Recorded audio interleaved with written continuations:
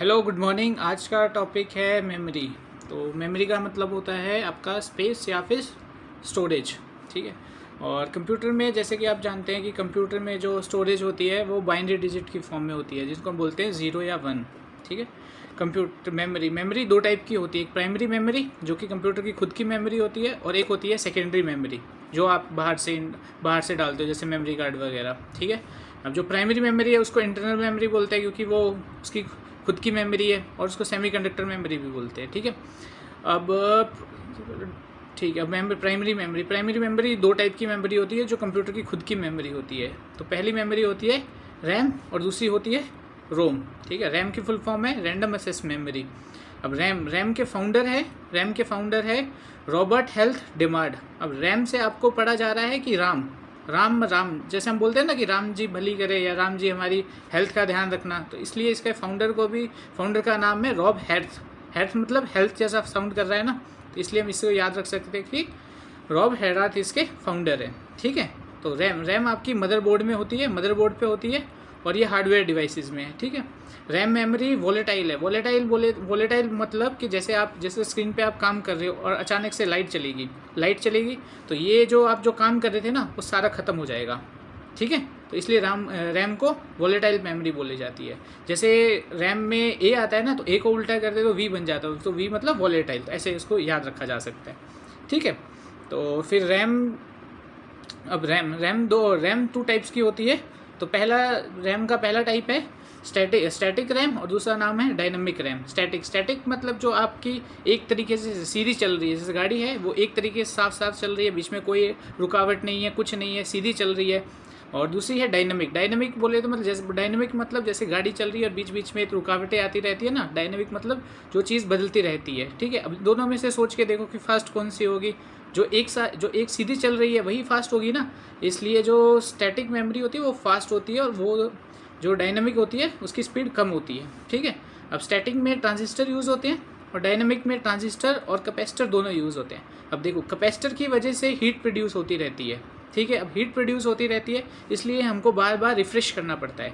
इसलिए डायनामिक में हमको बार बार रिफ़्रेश करना पड़ता है, और स्टैटिक में आपको रिफ़्रेश नहीं करना पड़ता। जब देखो, रिफ़्रेश करने का मतलब है कि बार बार आपको उसको बार बार रिफ़्रेश करना पड़ेगा। रिफ़्रेश करोगे बार बार तो आपकी स्पीड कम होगी। ठीक है। इसलिए जो डायनामिक है उसकी स्पीड कम होती है। अब जो स्टैटिक मेमोरी है वो आपकी कैशे मेमोरी में यूज़ होती है। आगे बताता हूँ कैशे मेमोरी में कैसे। ठीक है। और डायनेमिक मेमोरी आपकी बेसिक इनपुट आउटपुट सिस्टम में होती है। ठीक है। और जो स्टैटिक मेमोरी के जो फाउंडर है वो रॉबर्ट एच हॉनमैन है। ठीक है। अब जो दूसरे टाइप की मेमोरी है वो आपकी है रोम, रीड ओनली मेमोरी। ठीक है। अब जो ये रैम है ये आपकी वर्किंग मेमोरी भी है। जब आप कंप्यूटर या फिर फ़ोन यूज़ करते हो ना, जितने भी आप एप्लीकेशंस वगैरह यूज़ करते हो वो रैम में चलती है, इसलिए इसको वर्किंग मेमोरी भी बोला जाता है। ठीक है। रोम जो है आपकी वो नॉन वॉलेटाइल मेमोरी है। नॉन वॉलेटाइल का मतलब होता है कि इस पर कि जैसे आपने सिस्टम बंद हो गया आपका, तो इसका जो डाटा है वो जाएगा नहीं, इसलिए इसको नॉन वॉलेटाइल बोला जाता है। ठीक है। लेकिन जो रोम है वो रोम में आपने एक बार अगर जब आपका डाटा लिख दिया तो वो चेंज नहीं हो सकता। ठीक है। इसलिए इसके 3 टाइप्स में इसको डिवाइड कर सकते हैं। पहला है PROM, programmable read only memory. इसमें डाटा चेंज नहीं होता है, याद रखना, इसमें डाटा चेंज नहीं होता है। दूसरा है EPROM, ठीक है, erasable programmable read only memory. इसमें डाटा चेंज कर सकते हैं, लेकिन इसमें यूवी रेस की हेल्प से आपको डाटा चेंज करना पड़ता है। ठीक है। अब जो तीसरा है, हाँ, इसमें जो तीसरा है वो है EEPROM, इलेक्ट्रिकली इरेजेबल, मतलब इसमें इलेक्ट्रिसिटी से आप जो डाटा है वो इरेज कर सकते हो। ये जो मेमोरी है ये आपके डिवाइसेस में यूज़ होता है, इलेक्ट्रॉनिक डिवाइसेस में यूज़ होती है। मेमोरी है सेकेंडरी मेमोरी। ठीक है। अब सेकेंडरी मेमोरी वो होती है आपकी परमानेंट मेमोरी होती है। ठीक है। जो आप पेन ड्राइव वगैरह जितने भी आप यूज़ करते हो ना, पेन ड्राइव, CD, DVD, ये सब परमानेंट टाइप की मेमोरी होती है। ठीक है। और अब ये देखो, अब ये मेमोरी वॉलेटाइल तो होगी नहीं, ये मेमोरी भी नॉन वॉलेटाइल होगी। ये देखो, USB टाइप जो आपकी पेन ड्राइव वगैरह है ना, वो इसमें जो स्टोरेज है वो परमानेंट टाइप की स्टोरेज है, क्योंकि इसमें आपने एक बार डाटा डाल दिया तो आप डिलीट नहीं करते हो। ठीक है। डिलीट आपको इजीली भी कर सकते हैं, लेकिन इसमें डिलीट होता नहीं है, मतलब आपकी मर्ज़ी से डाटा जो है वो डिलीट होगा। अब इसके अलग अलग टाइप्स के होते हैं। पहला होता है हार्ड डिस्क, जैसे हम कंप्यूटर में देखते हैं ना, हार्ड डिस्क आपका सी ड्राइव, डी ड्राइव, वो सब हार्ड डिस्क होता है, ठीक है। अब इसके जो इन्वेंट करा था वो IBM ने करा था 1956 में। अब इसके फाउंडर है रेनॉल्ड जॉनसन। अब इसको हम कैसे याद कर सकते हैं, देखो हार्ड ड्राइव, जो हार्ड मतलब कोई चीज़ मुश्किल है, अपने रेनॉल्ड पेन तो देखा होगा, मोटा सा पेन होता है जिसको हम लिखते हैं, उससे लिखना थोड़ा मुश्किल हो जाता है, इसलिए आप रेनॉल्ड हार्ड से याद कर सकते हैं रेनॉल्ड, ठीक है। अब देखो इसके ऊपर जो परत लगी होती है वो आयरन ऑक्साइड की होती है।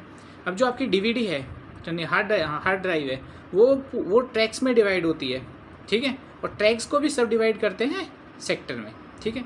अब जैसे हार्ड ड्राइव है वो गोल गोल घूमती है, इसलिए इसकी स्पीड रेवोल्यूशन पर मिनट में नापी जाती है, ठीक है। अब दूसरी आती है फ्लॉपी डिस्क को हम कैसे, इसके इन्वेंटर को हम कैसे याद रख सकते हैं, जैसे देखो फ्लॉप, और यहाँ पे आ रहा है देखो एलन, मान लो एलन नाम का कोई आदमी था जो कि फ्लॉप हो गया, या फिर जो क्रिकेटर है एलन वो फ्लॉप हो गया, तो इसके इन्वेंटर हो गए एलन शुगार्ट, ठीक है। अब देखो फ्लॉपी डिस्क के बीच में एक छेद होता है, ठीक है, उसको हम इंडेक्स हॉल बोलते हैं। उससे जो डाटा, फ्लॉपी डिस्क का जो डाटा है वो रीड उस होल से होता है जिसका नाम होता है इंडेक्स हॉल। अब इसका साइज़ जो है 1.4 MB से लेके 2.8 MB तक होता है, जो कि बहुत कम है, इसलिए ये आजकल यूसेज में आती नहीं है, ठीक है। अब जो तीसरे टाइप का है वो है आपका ऑप्टिकल डिस्क इलेक्ट्रॉनिक डिवाइस है ये, ठीक है, और इसके जो फाउंडर है वो जेम्स रसल है, ठीक है। ऑप्टिकल का मतलब होता है लाइट, ठीक है, लाइट। अब देखो इसके एग्जांपल है आगे CD, DVD, ठीक है। अब देखो हम CD पढ़ते हैं, CD का फुल फॉर्म है कॉम्पैक्ट डिस्क, ठीक है। अब इसको पढ़ने के लिए ना रेड लाइट ज़्यादा यूज़ होती है, रेड लाइट लेज़र बीम ज़्यादा होती है। अब देखो आपने देखा होगा कि CD में सिर्फ एक मूवी आ सकती थी, ठीक है, एक मूवी आ सकती थी, और एक मूवी का जो स्टैंडर्ड साइज़ होता है वो 650 से 700 MB तक होता है, ठीक है। तो इसका स्टोरेज जो है 650 से 700 MB होती है, और फर्स्ट टाइम जो CD यूज़ हुई थी वो जापान में 1982 में हुई थी, ठीक है। अब CD के जो ऊपर से जो बनी होती है, ठीक है, परत, वो पॉलीकार्बोनेट से बनी होती है, और जो आपके CD में आपको जो चमकीला पार्ट दिखता है ना, वो बना होता है एल्यूमिनियम से। अब CD में अगर आपको कुछ डाटा डालना है, ठीक है, तो उसको हम बोलते हैं बर्निंग, ये टर्म बहुत इंपॉर्टेंट है, तो इसलिए इसको जरूर याद रखें। अब CD भी डिफरेंट टाइप्स की होती है, जैसे CD रोम, CDR, CDRW। रोम तो होता है जिसमें आपका डाटा चेंज नहीं हो सकता, ठीक है। CDR रिकॉर्डेबल, जिसमें आप डाटा चेंज कर सकते हो, और CDRW रीराइटेबल में, जिसमें आपको बार बार डाटा आप चेंज कर सकते हो, ठीक है। फिर आता है DVD की दो फुल फॉर्म तुम मान सकते हो, यहाँ पे वीडियो भी आ सकता है और वर्सेटाइल भी बोल सकते हैं, जैसे डिजिटल वीडियो डिस्क या डिजिटल वर्सेटाइल डिस्क। अब इसका जो स्टोरेज होता है 4.7 GB से लेके 17 GB तक होता है, ठीक है। अब आजकल जो है वो CD का एक नया फॉर्म चल रहा है, ठीक है, अब तो काफ़ी पुराना हो गया लेकिन फिर भी अभी चल रहा है, आ जाता है पेपर में, BRD। तो इसका फुल फॉर्म है ब्लू रे डिस्क। ये इसमें ब्लू लाइट यूज़ होता है डाटा रीड करने के लिए। इसके एक साइड की जो स्टोरेज होती है वो 25 GB होती है, और इसमें दोनों साइड अगर स्टोरेज कर दे तो 50 GB हो जाता है, ठीक है। अगर आपसे स्टोरेज में पूछे कि कौन सबसे ज़्यादा है, अगर सामने HVD लिखा हो, ठीक है, होलोग्राफिक वर्सेटाइल डिस्क, तो इसकी जो स्टोरेज है वो हाईएस्ट 39 TB तक देखी गई है, तो इसलिए इसकी स्टोरेज सबसे ज़्यादा होती है, ठीक है। तो इसलिए इसको याद रखिएगा, अगर इस ऑप्शन में है तो इसको टिक करिएगा, ठीक है।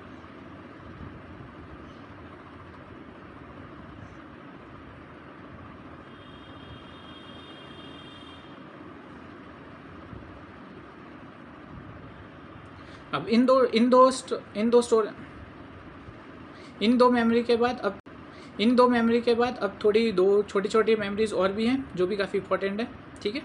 अब पहली है रजिस्टर, ठीक है, रजिस्टर। अब देखिए ये चार्ट बना दिया है मैंने, ठीक है, जिसकी स्पीड सबसे कम है, ठीक है, वो सबसे फास्टेस्ट होती है। देखो जो सबसे कम है ये रजिस्टर है, इसकी जो साइज़ है वो सबसे कम है, ठीक है, वो लेकिन है सबसे फास्टेस्ट। वैसे कैशे मेमोरी है, इसका स्टोरेज इससे थोड़ा ज़्यादा है लेकिन स्पीड कम होगी।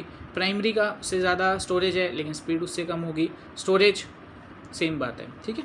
अब जो रजिस्टर है वो सबसे छोटी मेमोरी है, ठीक है, साइज़ में, लेकिन सबसे फास्टेस्ट है। तो ये किससे बनी होती है, ये फ्लिप फ्लॉप के सेट से बनी होती है, ये CPU के अंदर ही लोकेटेड होती है, ठीक है। अब रजिस्टर में जैसे आप कुछ इंस्ट्रक्शंस वगैरह देते हो, ठीक है, जैसे आपने कुछ टाइप करा, वो कुछ टाइम के लिए सेव होता है, इसलिए कुछ टाइम के लिए सेव होता है, इसलिए वो रजिस्टर में सेव होता है, ठीक है। अब इसके दो टाइप्स होते हैं, MAR और MBR, मेमोरी एड्रेस रजिस्टर और मेमोरी बफर रजिस्टर। इसकी फुल फॉर्म्स इतनी इंपॉर्टेंट है, सिर्फ फुल फॉर्म इंपॉर्टेंट है, बाकी इसके जो अभी इतना पूछा नहीं जाता है, बाकी इसमें होता है क्या है, ठीक है। और अब दूसरी टाइप की मेमोरी है आपका कैशे मेमोरी। अब देखो कभी कभी ऐसा होता है कि आपका इंटरनेट नहीं चल रहा है, ठीक है, लेकिन फिर भी आपने अगर यूट्यूब अगर आप ज़्यादा चलाते हो, ठीक है, तो यूट्यूब ज़्यादा चलाते हो तो यूट्यूब खुल जाता है क्योंकि वो कैश मेमोरी में लोड होता है, ठीक है। ये इसको CPU मेमोरी भी बोलते हैं, ठीक है। ये CPU और मेन मेमोरी के बीच फंक्शन करता है, ठीक है। अब जैसे हमारा जो फ़ोन होता है, ठीक है, उसमें हमसे बार बार कैशे मेमोरी स्टोर होती है। जो चीज़ें हम ज़्यादा इस्तेमाल करते हैं, ठीक है, जो इंस्ट्रक्शंस या डाटा जो हम बहुत ज़्यादा इस्तेमाल करते हैं वो कैशे मेमोरी में स्टोर हो जाता है। इसके जो साइज़ है वो भी ज़्यादा नहीं होता है, 56 KB से लेके 2 MB तक होता है, ठीक है। फिर एक लास्ट टाइप की मेमोरी है, ठीक है, जो एक तरीके से मेमोरी होती भी नहीं है लेकिन फिर भी इसको काउंट कर लेते हैं, ठीक है। वो होता है वर्चुअल मेमोरी।